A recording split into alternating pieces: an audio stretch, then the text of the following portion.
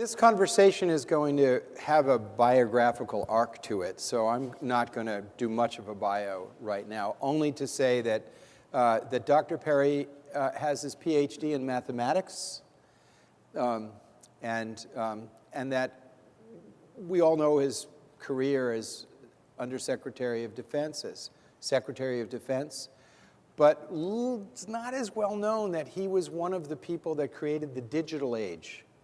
That there was a period of time when there was a discontinuity in conventional forces with the then Soviet Union, and the then Secretary of Defense, it was Harold Brown? Yeah, Harold Brown tapped Dr. Perry to modernize our conventional forces to counteract the numerical superiority of the then Soviet Union.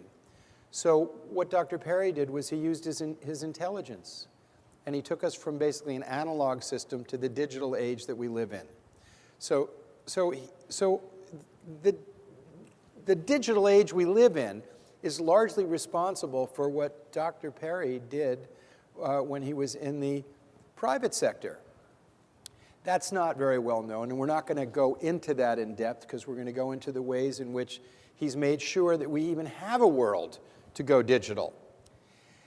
So he's devoted his life to ensure that his 8 grandchildren will be able to continue having grandchildren, and his 5 children will continue to have more grandchildren, hopefully. But the reason why he, at 89 years old, flew out here yesterday to share with us, the reason why he cares and is devoting his time to public service is going to be pretty apparent in this very short video that he put together. So, run the show.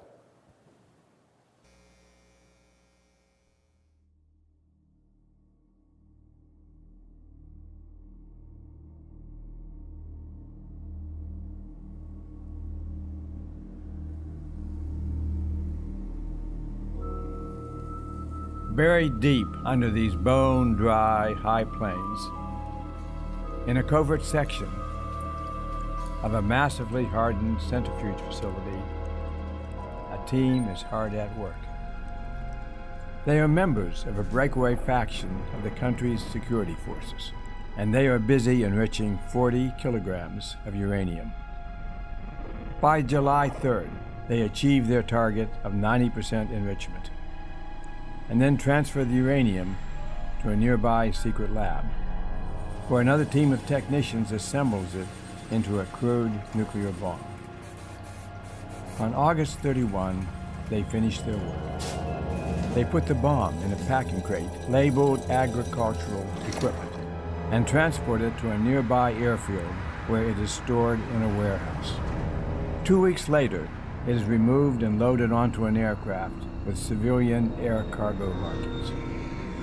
It flies to Dubai, where the crate is transferred, along with other goods and equipment, to a global air transport freighter. Destination, Washington, D.C. The plane lands at Washington's Dulles International Airport at 2:47 a.m. on September the 15th. By late afternoon, the crate is delivered to a warehouse in the southeast part of the district. Then, before daybreak, on September the 17th, the bomb is removed from the crate and loaded onto a delivery truck. Several hours later, an American citizen eases the truck out into traffic.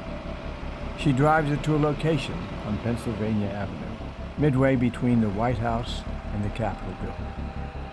At 11:09 a.m., she stops in the middle of traffic, climbs down onto the street, and triggers the detonator.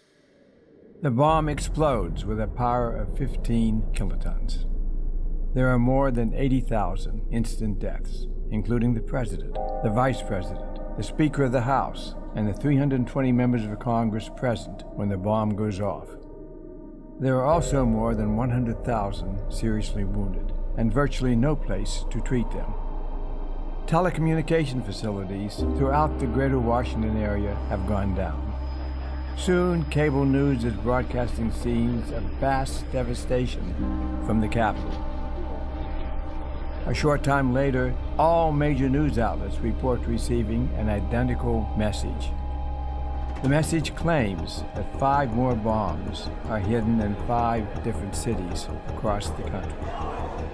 It says one of these bombs will be set off each week for the next 5 weeks, unless all American troops based overseas are ordered to return immediately to the U.S. homeland. The nation is hurled into panic. Everything begins shutting down. Within a half hour, the stock market drops more than 70% before trading is halted.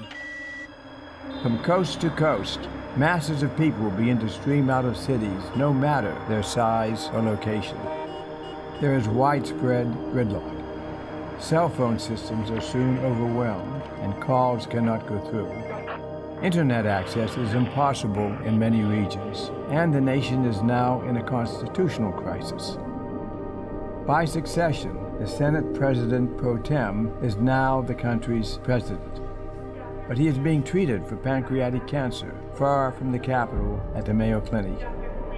The Secretary of Defense and the Chairman of the Joint Chiefs of Staff, both of whom were testifying to the House Armed Services Committee on their recent budget request, are dead as well. Martial law is declared in Washington and surrounding regions, and the next day, the entire country.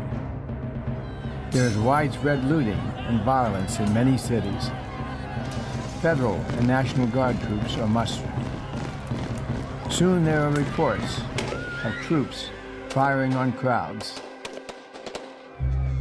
There are increasing numbers of reports of rioting against immigrants and foreigners. Within days, the military begins to construct large detention centers around the country.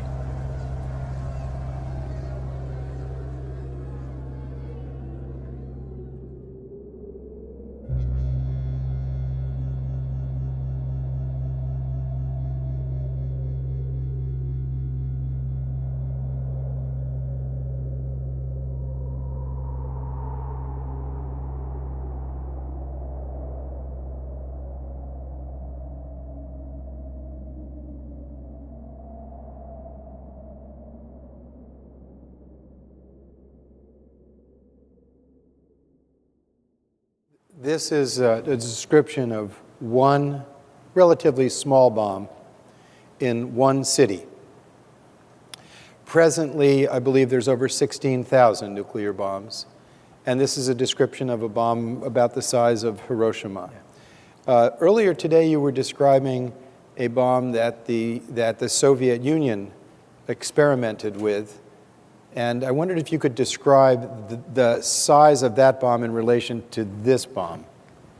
Well, this bomb was like the Hiroshima bomb, about 15,000 tons, 15 kilotons. We have detonated bombs much larger than that. Our largest bomb was called Castle Bravo, 15 megatons, 1,000 times more powerful than this bomb. The Soviets have detonated a bomb which they called the Tsar bomb, the Tsar bomber, which is 57 megatons. That bomb actually was designed to be 100 megatons, but they scaled it down for the test. Otherwise, the pilot who was dropping the bomb might not have been able to get it far enough away from the blast when it went off. And indeed, that's what happened. The bomb was dropped high altitude from a plane, had a parachute, and then detonated just before it hit the ground. Even at the distance the pilot was from that, the plane was badly damaged. And the pilot never flew again, and the plane was a wreck. That was the largest bomb ever detonated so far.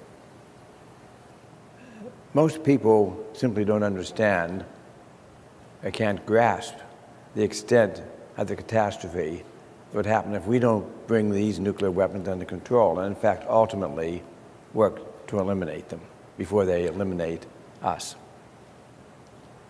So I wrote the book because I believe that the nuclear dangers we face today, of which that video showed you one of them. The nuclear dangers we face today are greater than they were during the Cold War.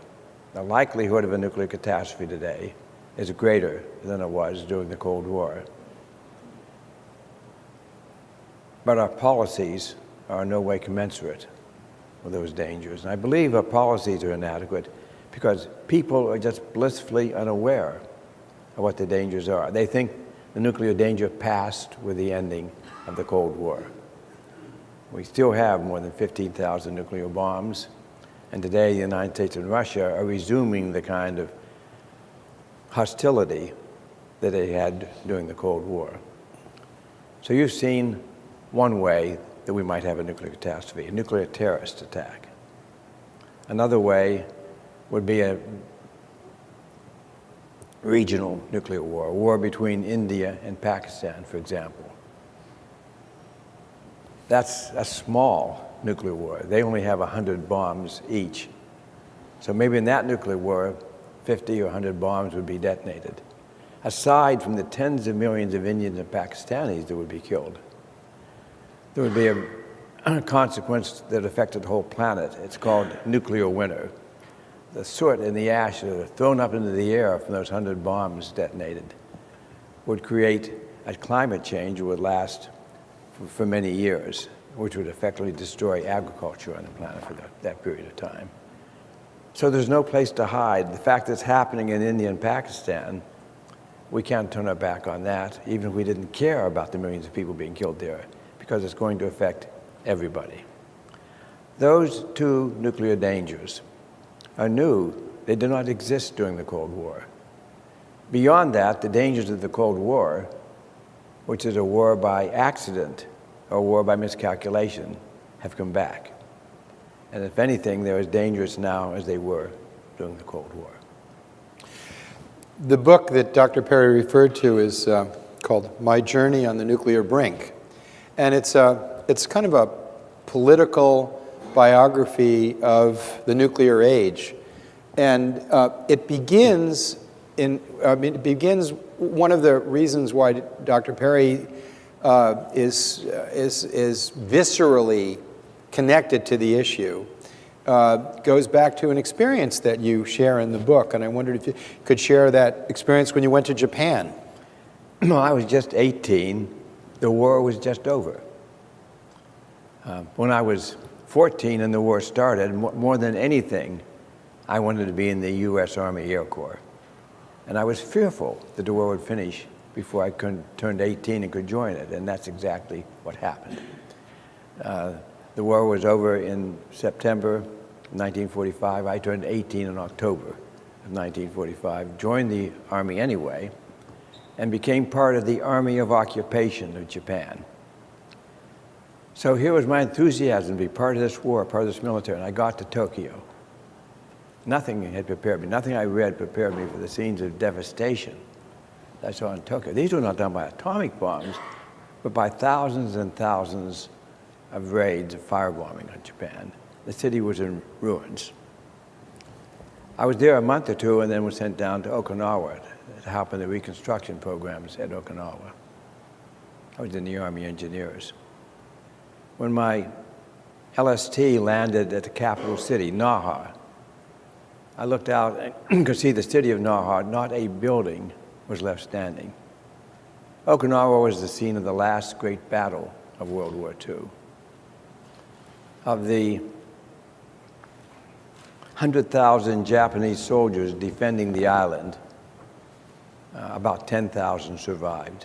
It was about a 90% casualty rate, either killed in battle or many of them committed suicide before they would be allowed to be surrendered. And we had that to look forward to, multiplied by many times when we did the same and did the invasion of Tokyo, an invasion of Japan mainland. So I saw firsthand this devastation that had been wrought. And then I reflected back to Hiroshima. What I'd seen had been caused by thousands of airplanes, tens of thousands of bombs over many years. The same damage had been done in Hiroshima. One bomb, one airplane, one instant. And even at the age 18, that made an impression on me. This is different. Everything is different. Einstein prophetically at the time said that with the advent of the nuclear bomb, everything has changed. Everything has changed, except the way we think. And at 18, my thinking, all of us, began to change on the basis of what I was seeing. And what happened to me in the rest of the life caused it to change even more. And the book is an experience, is a history of my experiences with nuclear weapons that have shaped my thinking. And I share that thinking with the rest of you so that you can also begin to vicariously understand just how dangerous is the world that we live in and why we should change our actions, change our policies to reduce those dangers.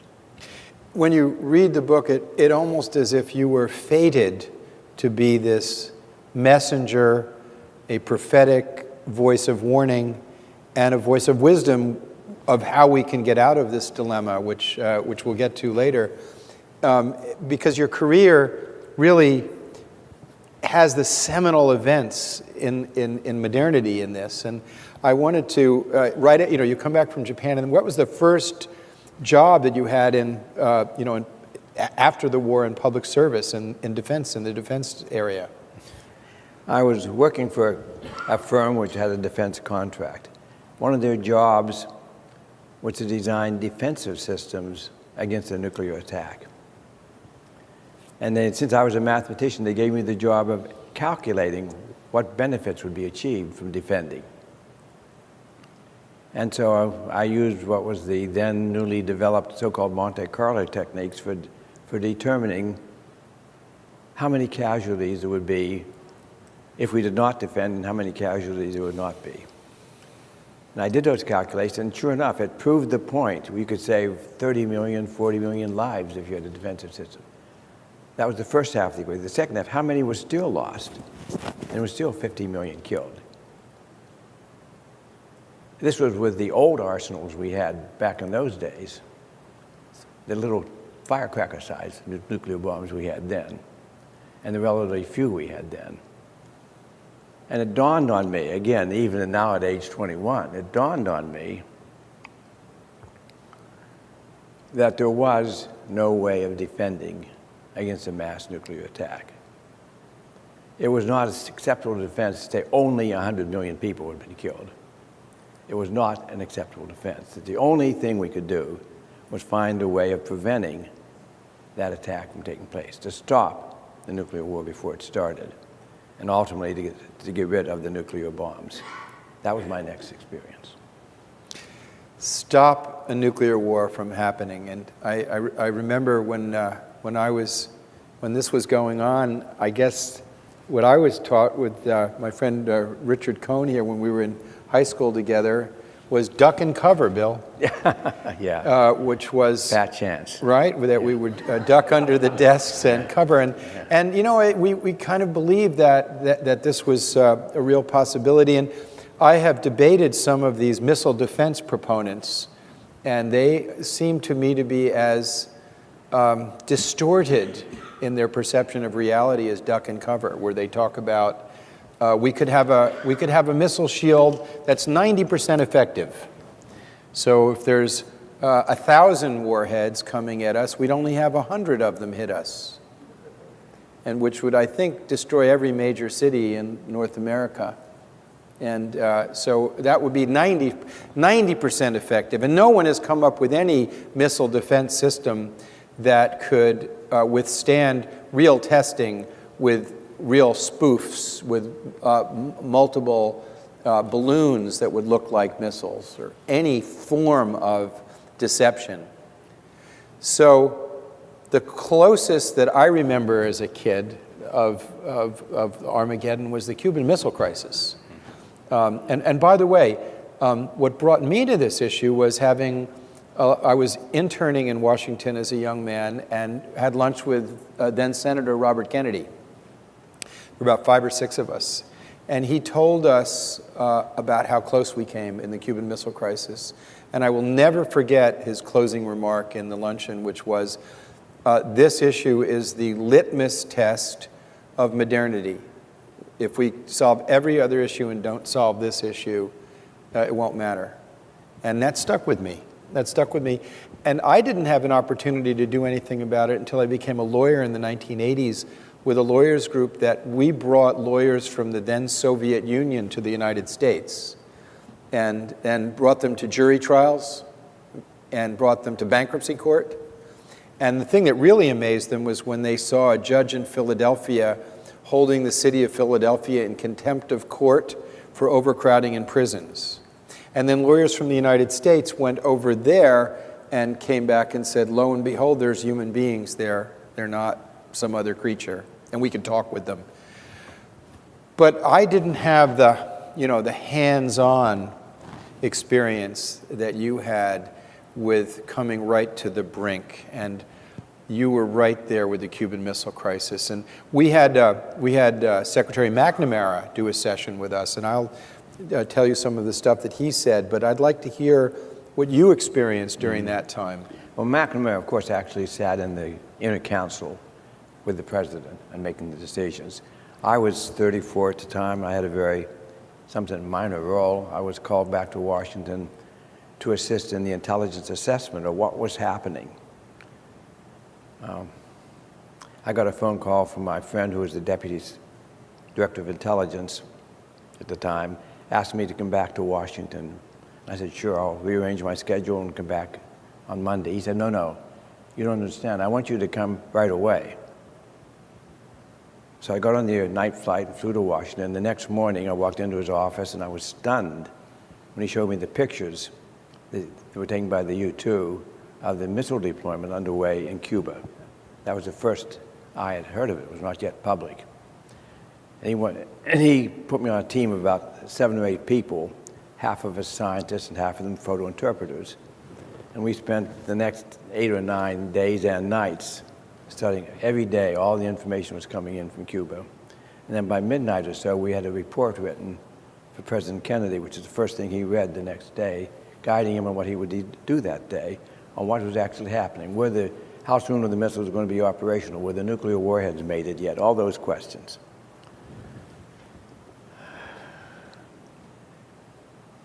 Every day I went into that analysis center, I thought would be my last day on Earth. That was my judgment at the time of how dangerous the situation was.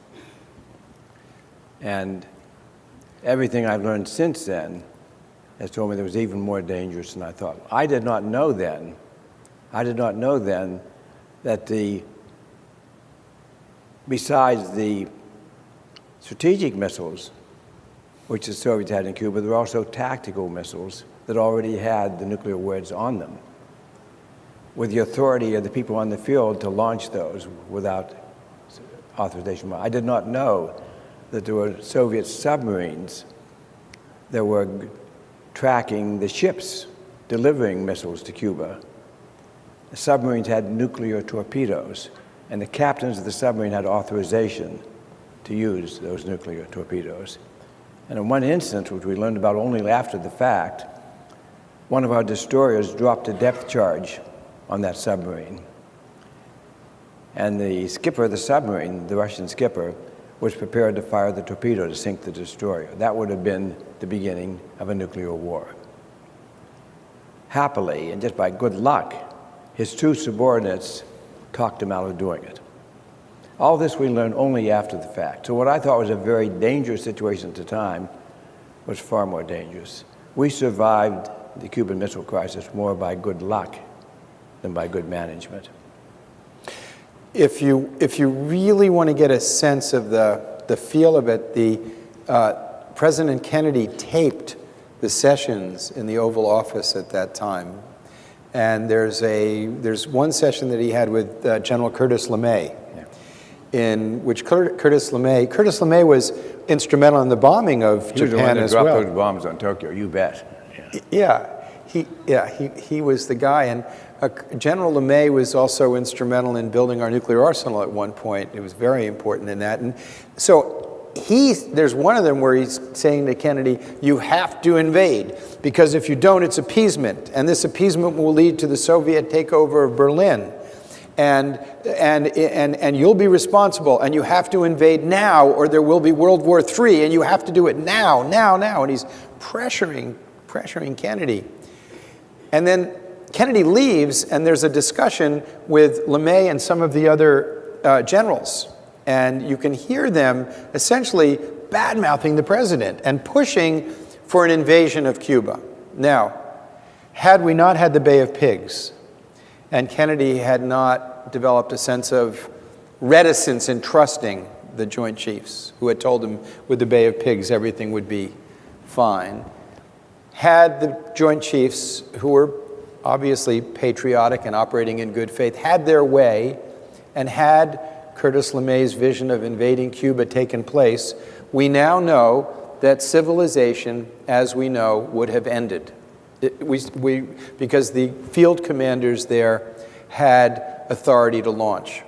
So Secretary McNamara, at a session that we did at the United Nations, recounted a conversation he had with Fidel Castro about that, and told us that Fidel Castro had told him that the field commanders had authority, and McNamara said, you know that if they had launched, that Cuba would have been annihilated within the afternoon, and there wouldn't have been any Cuba left. And Castro said, yes, we understood that, but that was the logic of the time. That was the logic of the situation. And then Castro challenged McNamara and said, is it any different now? And that's where he left it. Yeah. And to some extent, it's really not all that different, really. I mean, once they go off, they all start going, right? As I said, the difference is that the danger today is greater than it was then. We had, I won't repeat myself on that. That makes the point. Well, I just saw a movie producer came in, my friend Mark Romeo, who did a movie about a Soviet colonel who was on watch in September of 1983, Stanislav Petrov, and the computers all went off saying that there was a full-scale American launch. And Colonel Petrov did not pass on the information up the command and control.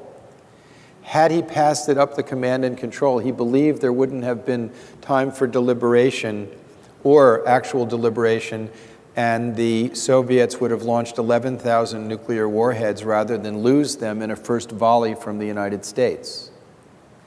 So he violated his protocols. And I had the privilege of interviewing him when he came to the UN to get an award. But what he was really interested in is coming to see Kevin Costner. Because to him, Kevin Costner is a real hero. It's a great movie. It's called The Man Who Saved the World, and it'll be coming out this year. And so I asked him, how did you have so much courage to save the world? And he said, well, first I was a computer engineer, and I knew computers make mistakes. And also,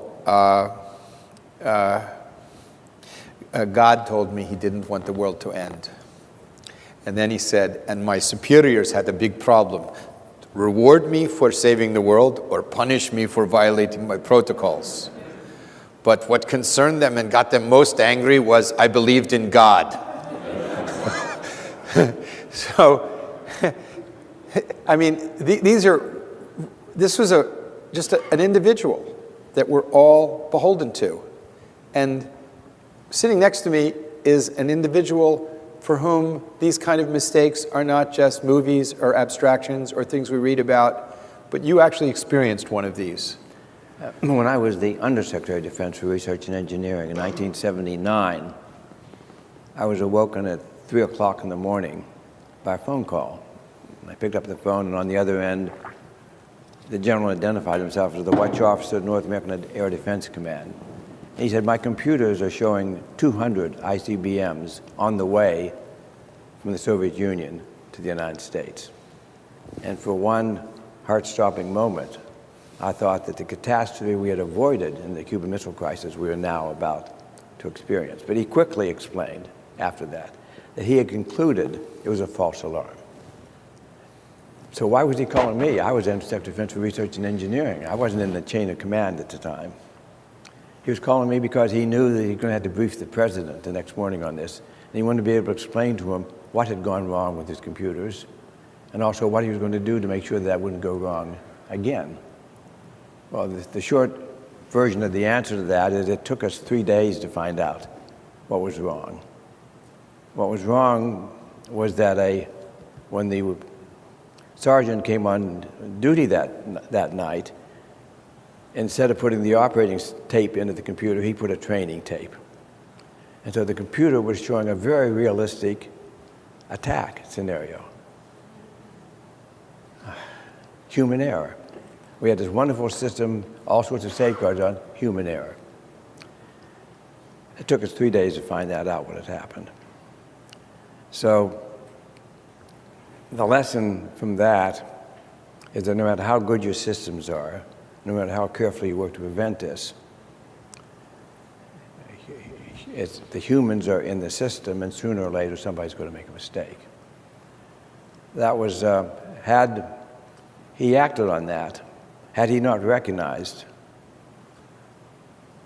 it was a false alarm, and the president got a call at 3 o'clock in the morning with about 7 or 8 minutes to decide whether or not to launch our missiles before they were wiped out. This is called launch them or lose them. Then we would have started a nuclear war by accident. Now, after the Cold War ended, I thought that problem had gone away, because it's not just the mechanical systems that count, it's the context. What is the context when you get this false alarm signal, when you get this signal? The general who was on watch that night was wise enough to realize nothing was going on in the world at that time. There was no reason to expect an attack. And so he started looking for what was wrong and found he didn't know exactly what was wrong, but he concluded it had to be wrong. But suppose that same accident, that same incident had occurred during the Cuban Missile Crisis, or during the Suez Crisis we had a little bit earlier where we were on DEFCON 3. We very likely would have actually ended up with a launch, because the president getting that phone call at 3 o'clock in the morning, wakes up, has 2 or 3 minutes to decide. He has no context. He doesn't know what's going on. It's just a ridiculous system. Today, we still have the same policy. It's called launch on warning, launch on warning. Today, we still have the same fail-proof systems that keep us from getting a false alarm. In other words, systems that can go wrong every couple of years. And today, contrary to my expectations in the Cold War, and we still have a context in which we have an ugly relationship between the United States and Russia.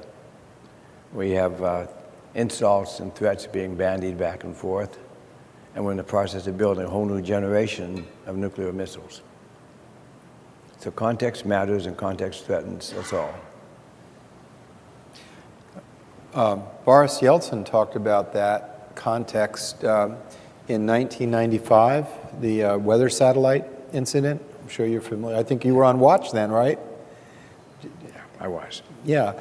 So apparently the Norwegians launched a weather satellite off the coast of Norway, and they anticipated that that could be mistaken for a Trident launch. So they notified the Russians that they were going to do this. But apparently it wasn't passed up the command and control.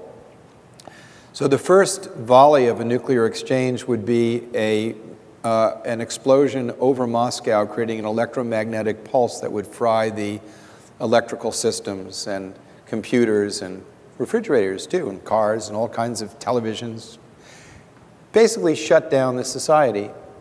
And the time between Norway and Moscow for this missile, I think, was 8 minutes.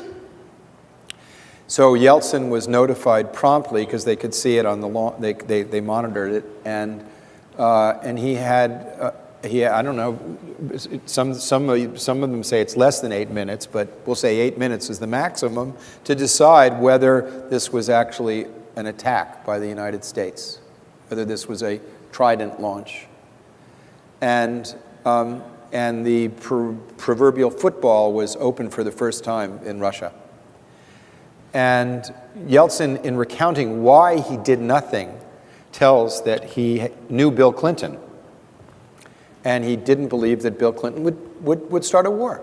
It was that simple. It was a human dimension. It was meeting the man face to face and having that human experience.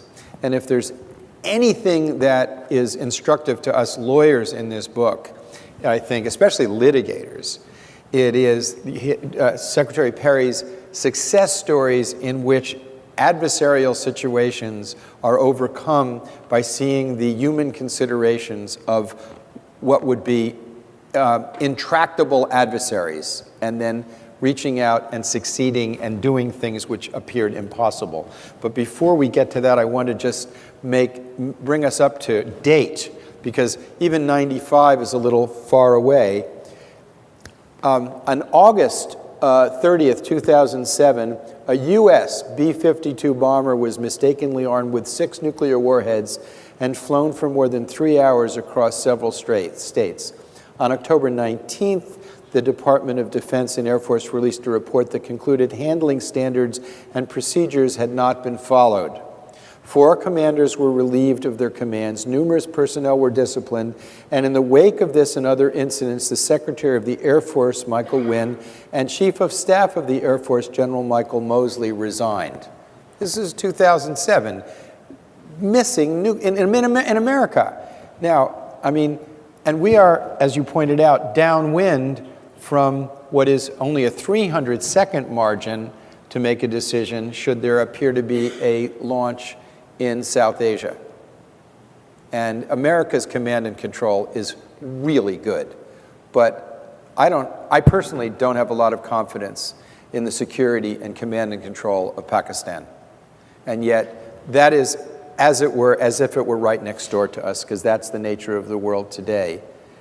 In 2009, the Vanguard, a British Royal Navy nuclear submarine, and Le Triomphant, a French nuclear vessel, collided in the Atlantic Ocean. Both carried nuclear warheads and were on routine patrol. And the defense officials said that they were unable to see one another. So, I mean, it's just it's so unforgiving and so almost irresponsible. Would you say it's irresponsible that we continue this? It's heartbreaking. It's worse. Because our whole future could go up in smoke. And I hate to be the prophet of doom, but if we do not understand the dangers, we will not take the necessary actions to first of all reduce them, and then by finally eliminate them. We have to understand how dangerous it is. The high point in our lifetime, and for many of us, I think, was in Reykjavik when we saw that Ronald Reagan and Mikhail Gorbachev were moving to end the Cold War, and that what appeared to be intractable adversaries could start to talk with each other. And you are evidence of the success of overcoming that. And I wondered if you could tell us a little bit about how you brought such a honor, dignity, and inspiration in what happened in Bosnia, where there were such divisions. At the time I was secretary, we had a positive and a cordial relationship with Russia. Hardly could be called a cooperative relation, though. And the big security crisis of the day was in Bosnia, where literally tens of thousands of Bosnian, typically Muslim Bosnians, were being either killed or sent into concentration camps. So the UN sent a peacekeeping force over there to stop that fighting, stop the killing, and without going into detail, the peacekeeping force was outgunned, outmanned, and unsuccessful. We finally got a NATO force together to go in. And I helped organize the force. We sent 50,000 soldiers, half of them being American soldiers. And my responsibility was putting that division together and taking them to Bosnia. I actually walked with them over the bridge into Bosnia the day we went in. But besides our interest and the British interest and the French interest and the Dutch interest and the Baltic countries' interest, There was a Russian interest. They decided they were going to send a brigade of forces in too.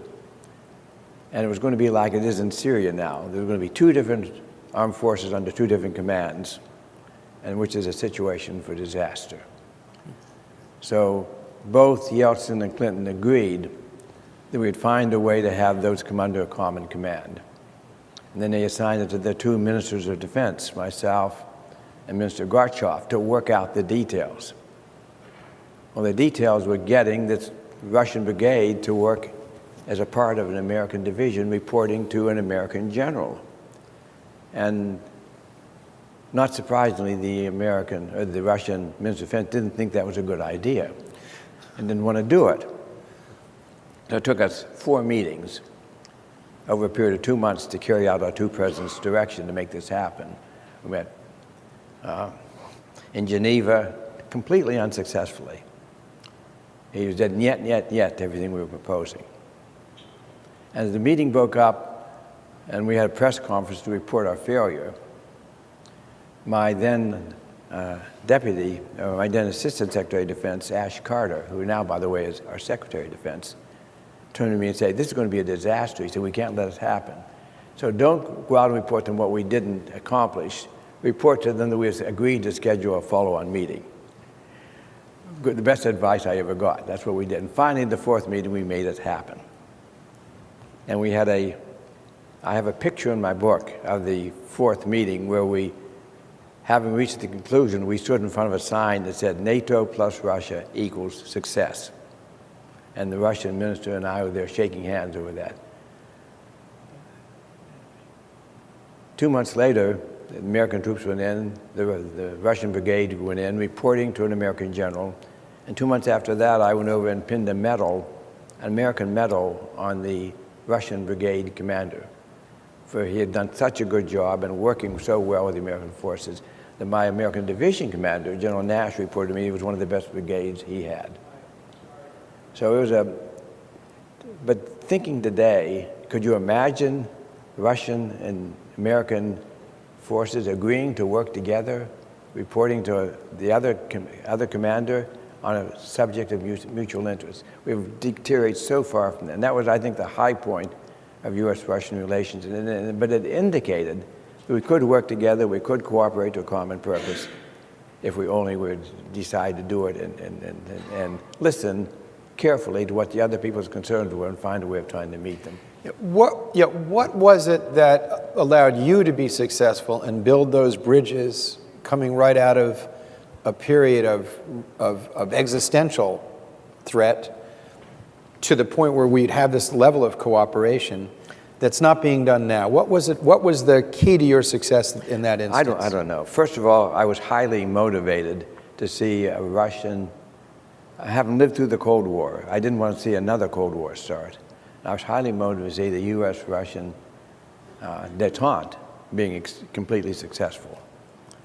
And secondly, always my philosophy in dealing with other people is listening to them. Listen to them, and listen to what their problems are, and see if you can find a way of resolving those problems, which we were finally, I'm a slow learner, it took me 4 meetings to do that, but we finally figured out how to do it. Well, you highlight in the book Russia's concern over the expansion of NATO and the way in which you thought we should bring in the Eastern European countries into the fold after the Cold War, and missile defense. And I wondered if you could, explain what those issues are from as the Russians have explained them, and what we might be doing now to build those bridges and to start changing the circumstance.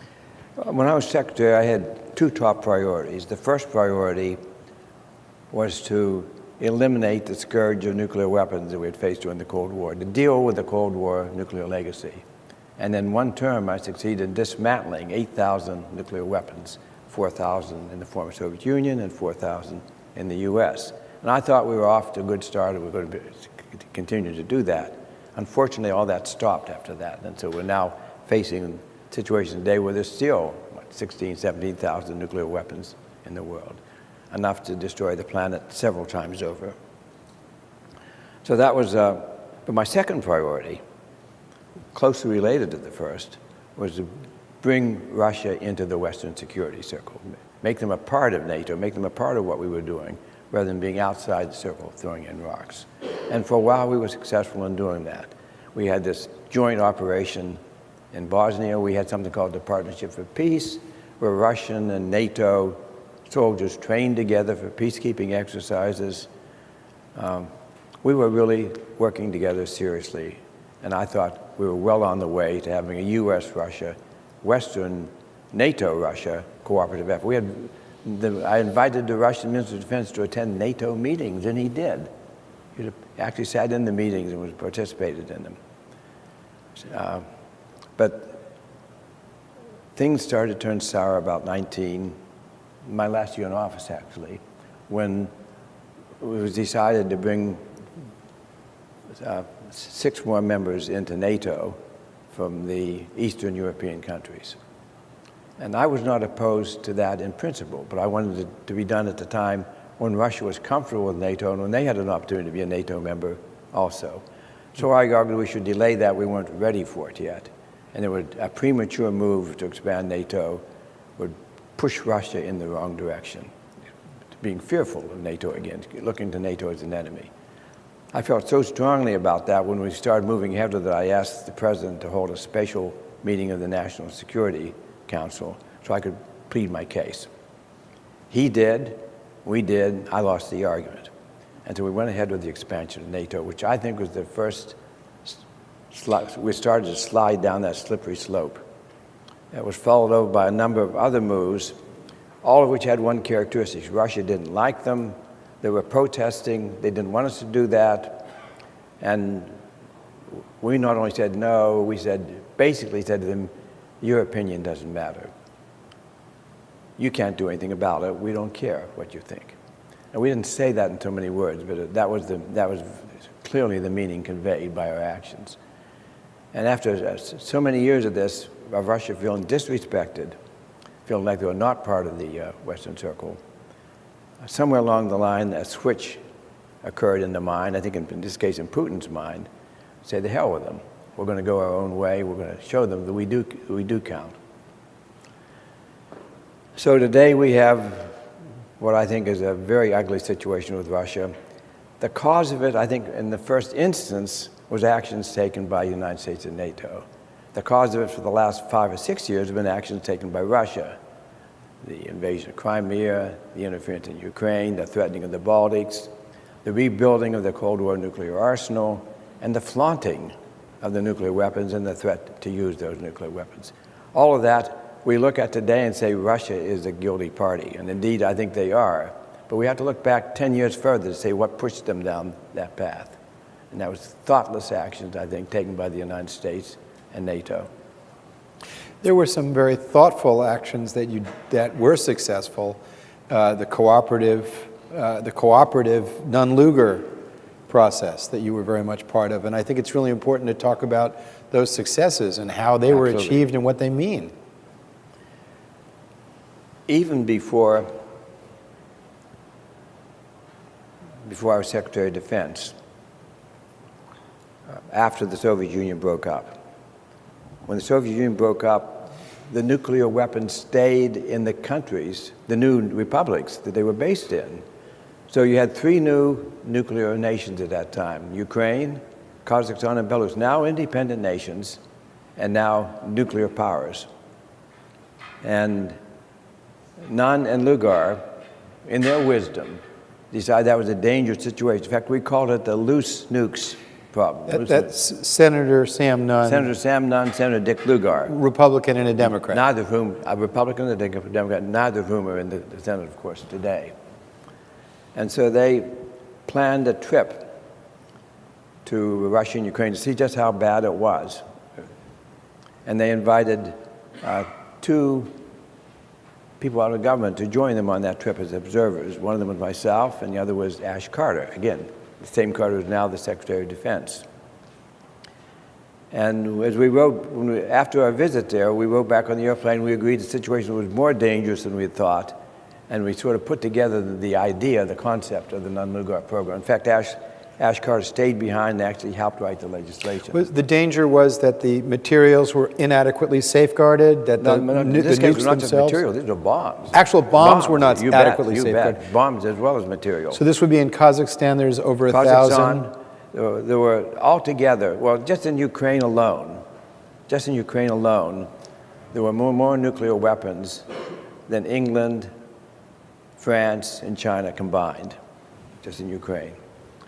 So we set out to get, first of all, the political agreement for those countries to let us dismantle them, and then we sent in the force to do it. And as the non-Lugar and it was done under the non-Lugar program, which was gave the Secretary of Defense in the United States the authority and the resources to go in and get that job done. But you convinced them that we could go in and take over those nuclear bombs. Yes, we did. And we dismantled them. We helped them dismantle them. One of the side aspects of that, both in Russia and Ukraine, there was a law, really, that when a military officer was discharged from the services, he had to be given housing. And Ukraine couldn't afford the housing for all these missile officers about to be discharged. So one of the things I did with the non-Lugar program, besides dismantling weapons, I found the resources and to build housing at Pervomaisk, which is a place in Ukraine where they were being dismantled. And we got a Georgian, U.S.-Georgian contractor who built prefabricated houses to give us the designs of the prefabricated houses. We took them over to Ukraine. We found a former defense factory which was not doing anything and converted it to building the prefabricated houses. Then we assembled those prefabricated houses. So these, at Pervomaisk there, where there used to be all the missiles, there's now a housing. My wags on my staff called it Perry Town. And so we built these little houses in Pervomaisk where the missile officers moved after they'd done. My understanding is that some of these decommissioned missiles actually helped provide electricity in the United States. Was that part of what happened? The uranium, the bombs were driven by highly enriched uranium. That was the explosive force. And so when we dismantled the missiles and the bombs, we took the uranium out, sent it back to the United States, downgraded it, converted it from highly enriched uranium to low enriched uranium, and then sent it to our nuclear reactors. And half of the electricity generated by nuclear power in the United States today comes from the uranium that come out of that dismantling. So it may well be that the lights in this room right here are coming from uranium that we took out of Kazakhstan and Ukraine. I mean, if Americans knew these stories, I think it would make a profound difference. You know, that what seems impossible, and it's not that long ago, and you also came very, very close to even resolving North Korea. That was later. After I left, when I was as Secretary of Defense, the first crisis I had, we almost had a war with North Korea over there wanting to build a nuclear bomb. And we took a very strong stand and we wouldn't let that happen. Indeed, we almost came to a war over it. And at the last minute, President Carter, former President Carter, was invited to Pyongyang. We had no ambassador to Pyongyang. We had nobody talking with them. And we were on the verge of a war.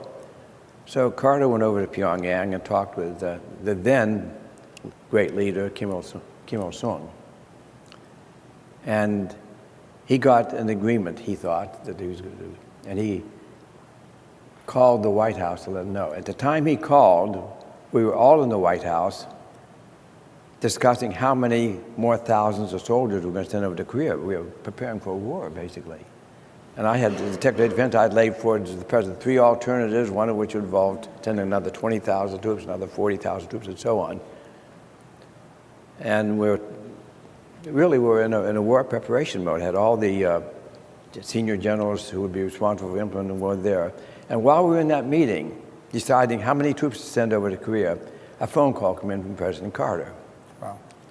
And Clinton sent his national security advisor out to take the call, and he came back a little bit and said, Carter said he has an agreement from Kim Il-sung that we will sit down and negotiate his stopping the nuclear processing he was doing.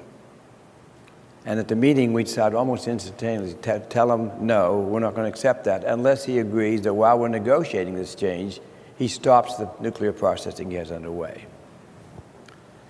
And Carter said, oh, he won't accept that. And we said, well, tell him that.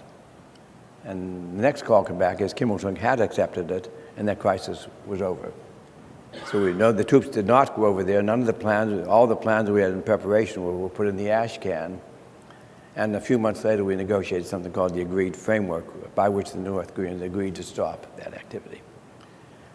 Well, with the North Koreans, nothing is ever simple, nothing is ever over. And so 5 years later, we had another crisis. This time, I was out of office, but President Clinton called me up and asked me if I would go over and serve as his envoy. I said, well, not by myself. This issue affects South Korea and Japan just at least as much as it affects us. So I would like to have a representative from each of those countries work with me. So we formed what's called a tripartite group, US, Japan, South Korea. In addition to that, I met with the Chinese and the Russians to get their views on it. And finally, I went over to Pyongyang to present the proposal to stop what they were doing then. That was a very successful meeting, and it resulted in the then leader, Kim Jong-il, sending his top general to Washington to meet with Madeleine Albright, President Clinton, and myself. And we were that close to signing the final agreement on this when a funny thing happened, which is an election in the United States, and a new president came in. So before we could sign that agreement, President Bush had taken office. I was not concerned because I'd had deep discussions with Colin Powell, who was about to become his Secretary of State. And Colin assured me, we like this plan, we'll follow through with the plan, we'll get it signed and finished. And that would have happened, I believe. But just 2 months after President Bush was elected, the then President of South Korea, Kim Dae-jung, came over to visit President Bush to get his assurance they would follow through on this program with North Korea, take the danger away from them. And as luck would have it, when President Kim Dae-jung arrived, the meeting the first day was not with the president, it was with Colin Powell. And Colin Powell assured him that, yes, we're going to go ahead with this, we're going to sign this final agreement, the issue is resolved. Unfortunately, they had that press conference and reported that. And so the Washington Post the next morning had big headlines that Bush agrees to Clinton program. That was all it took. The next day when President Kim Il-jung met with President Bush, the answer was no, we're cutting off all dialogue with North Korea, it's all over. And the rest is history. Now the North Koreans have had 4 tests of nuclear weapons. They've built, we don't know how many, a dozen or 2. They're threatening South Korea, they're threatening Japan, they're threatening the United States, for God's sakes. Not that they can deliver on that threat, but it's a very dangerous situation. Kim Dae-jung was the Nobel Peace Prize winner for the work that he did in South Korea. Yes. I know that he had 17 attempts on his life, that he had really helped bring democracy to South Korea, and that he continued with the Sunshine Policy, despite that, trying to build bridges with the North Koreans. I was there with him in 2006 in Gwangju, in his center, with the Nobel Peace Laureates. There was a summit of Nobel Peace Prize winners, and I was there to help draft a statement. No, I'm sorry, I was there representing the International Peace Bureau, a Nobel laureate organization. And there was a delegation from North Korea at this conference, a large delegation. And what really surprised me was the delegation of the labor unions from South Korea talking about what they'd learned from studying the unification of East and West Germany and how that affected the labor unions of West Germany, which were obviously affected when you had these drastically different economies integrating. So they were getting very, very practical and realistic And right around that time, one of our naval fleets was doing exercises off the coast of North Korea, and they completely freaked out. Yeah. And so that fell apart. But what I saw from that, because I'd never actually seen North Koreans before, was something that you keep bringing up in this great book, which is that they are human beings, they can be talked to, they can recognize common interests, and things can change. But when this partisanship jumps in, and here it was our own domestic partisanship and foolery that Let me did give you this. 2 incidents from my visit to Pyongyang, which I think were very revealing in that sense. One of them, we took over with us a huge case of medical supplies. And the first night when I met with the president of North Korea to discuss the agenda, I asked, could I deliver these medical supplies to the Children's Hospital tomorrow? He said, of course, we'll arrange for that. And we did that. And when I went into the hospital, the woman who was in charge of the hospital very graciously received us and was very grateful. She was almost tears in her eyes because they had no antibiotics. She said, children are dying here every day because we don't have antibiotics. We're so grateful for delivering. When we were done, she said, would you like to come in and meet some of the children? I said, of course I would. She said, I have to warn you, I told them you were coming. The American Secretary of Defense was coming. And they said, is he here to kill us? Is he here to kill us? The effects of corrosive propaganda day in and day out, that was the kind of background we had. Of course, I went in, we had a lovely session. It was very nice. But the other thing that happened at that first night meeting with the president, I told him, I'm not satisfied with the agenda. It does not have any military. I was the Secretary of Defense. I want to meet with some of your senior military people. So sure enough, the next morning, when I walked into the meeting room, there was a general sitting there, a North Korean general. He stood up and introduced himself. He said, I'm General so-and-so. He said, this meeting is not my idea. I was directed to come here by the president. So I said, well, why don't you want to talk with me? He said, I don't think we should be even discussing giving up nuclear weapons. So I got the Army's point of view pretty clearly and directly from this man. I said, well, why not? Why do you think you need nuclear weapons? Mm-hmm. He looked at me in amazement. He said, of course, to defend ourselves. I said, from whom? And he pointed to me, from America. And then this was at the time when NATO was bombing Kosovo. Belgrade.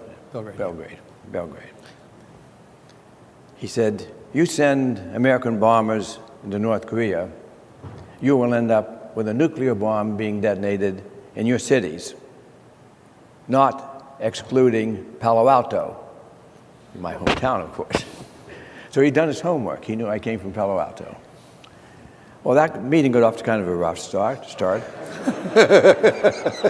But it went on to be a very productive meeting, actually. It was very interesting to hear his point of view and understand how strongly he felt that as a military man, he understood that American conventional forces were far superior to North Korea. Even though they're smaller in number, they were far superior, and that he needed the nuclear weapons to protect himself. My job was to pretend we don't plan to use it. We don't plan to attack you. It's not in our interest at all to do that. So we had actually ended up having a very good discussion. That was a very instructive visit to Pyongyang, I think. One of the highlights that you're known for is working with the Gang of Four. Henry Kissinger, George Shultz, Sam Nunn, and Secretary Perry have been advancing with Wall Street Journal articles, which I commend to everyone's attention, that nuclear weapons have become a real threat to our security, and they lay out certain steps that are needed to get us to a nuclear weapons-free world, but that the vision of a world without nuclear weapons is required to move there. And part of the steps that they have been advocating is something that our section should be very proud of, strongly supporting, which is ratification of the Comprehensive Test Ban Treaty. And thanks largely to Michael Biowitz's advocacy in the House of Delegates, there is a resolution of the American Bar Association that the American Bar Association urges the United States to ratify the Comprehensive Test Ban Treaty. And in the brief that accompanies it, we argue as lawyers that the test ban is a way of promoting international security using the rule of law, and that nobody wants any further testing of nuclear weapons, but to do it in an ad hoc fashion through a moratorium is inadequate compared to the positive law that a treaty provides, and that America should take a leadership. But I wondered if you could just walk through the real politics security reasons why we need to ban nuclear testing. I was Secretary of Defense when we signed the Comprehensive Test Ban Treaty. And my job was to bring the military and the lab chiefs, nuclear lab chiefs, in agreement with that. Because if they didn't have that, we'd never get it ratified in Congress. And we did that, and it was a very successful set of meetings. One of the consequences of that, by the way, was a new program called the Stockpile Stewardship Program, by which the laboratories were authorized to take the technical steps necessary that they could validate the effectiveness of their nuclear weapons without testing, do it by computer simulation and very scientific technical means. That program, by the way, goes on to this day, and it's been a very successful program. So in 1996, almost my last month as secretary, we got all of the Joint Chiefs of Staff, all the heads of the services, and the nuclear lab directors all agreeing the test ban treaty would be a good thing. And we got President, and with that basis, President Clinton was happy to sign it. I then left office, and about a year later, they put it up to the Senate for ratification, and the Senate declined the ratification. And each president since then has started bringing it up again, but each time they've been discouraged from doing that because they're advised by their legislative leaders that it would not be passed. Simply speaking, I believed then and I believe today that quite aside from the international reason that you advance the Comprehensive Test Ban, it is in the interest of Americans' national security. Now, putting on my hat, I don't have to put on my hat as a peace lover. I put on my hat as the Secretary of Defense only. In terms of U.S. national security interests, the Comprehensive Test Ban Treaty advances those interests. So I've never been able to reconcile myself to talk sensibly to the people who are opposing, because I cannot understand where they're coming from. But it seems largely theological rather than rational, since we don't need to test, and others could test, and thus put us at peril. We have tested more than 1,000 times, many more than any other country has tested. We have better scientific capability through the Stockpile Stewardship Program and others thing. So it's all in our interest to see no other countries test. The worst that can happen at this stage is testing begins again. Pakistan and India go ahead to develop and test hydrogen bombs. Other countries begin to test. China begins to test. Russia tests again. All of those things are detrimental to America's security interest. And so the Comprehensive Test Ban Treaty is one of the best features we ever had for advancing America's security interests. And yet it's being opposed and not being ratified. It's been, 20 years now since it was signed. But the moratorium is held for the most part, except... Yes. From a lawyer's point of view, the whole nuclear venture violates, a body of law called international humanitarian law, which prohibits the use of weapons of indiscriminate effect. Part of the reason why we have the Biological Weapons Convention, the Chemical Weapons Convention, weapons that cause unnecessary suffering beyond any specific military objective, weapons that create irreversible environmental hazard. And the World Court, when it addressed the issue, was given some hypotheticals, such as a depth charge in the high seas, which wouldn't violate those principles, or a nuclear bomb in the Gobi Desert against a military deployment, which wouldn't violate those principles either. So the court said that in all instances, it could not rule out the use of a nuclear weapon as being violating international humanitarian law. But those are the exceptions. I mean, those are not the way in which we really use nuclear weapons. And so I think there's a real need for our section to start addressing the international humanitarian law aspects of it.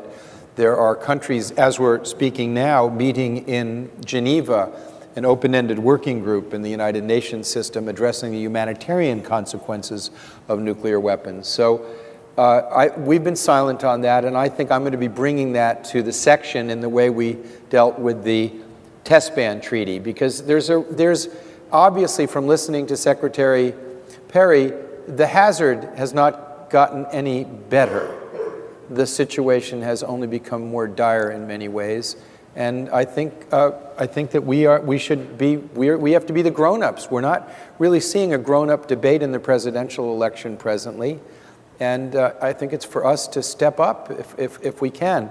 One of the things that we're both involved in is this group with the United Religions Initiative, which is not just calling on realpolitik or law, but on calling on something even above us. And the interesting composition of this group is yourself, Secretary Schultz, Sidney Drell, who I think used to run a lab. Well, he was the deputy director of the Stanford Linear Accelerator. Right, so the Lawrence Livermore Lab, he was helped make the bombs, and Ambassadors James Goodby and Ambassador Thomas Graham. Mm-hmm.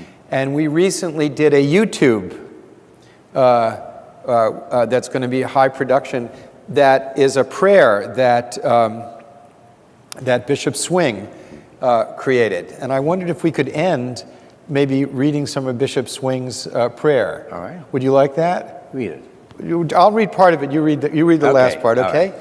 So this is a prayer that we've done on YouTube, and you'll see it with George Schultz doing part of it, and Sidney Drell doing part of it, and myself. The beginning, but I'm sharing it with us because it's a prayer about responsibility. I've shared responsibility. The beginning and the end are in your hands, O Creator of the universe, and in our hands you have placed the fate of this planet. We who are tested by having both creative and destructive power in our free will turn to you in sober fear and intoxicating hope. We ask for your guidance and to share in your imagination in our deliberations about the use of nuclear force. Help us to lift the fog of atomic darkness that hovers so pervasively over our earth, your earth, so that soon all eyes may see life magnified by your pure light.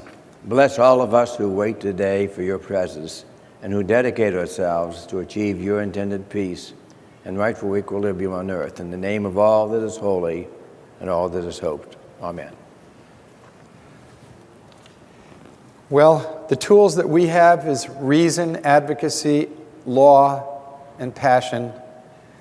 And we are the international law section of the AB, American Bar Association.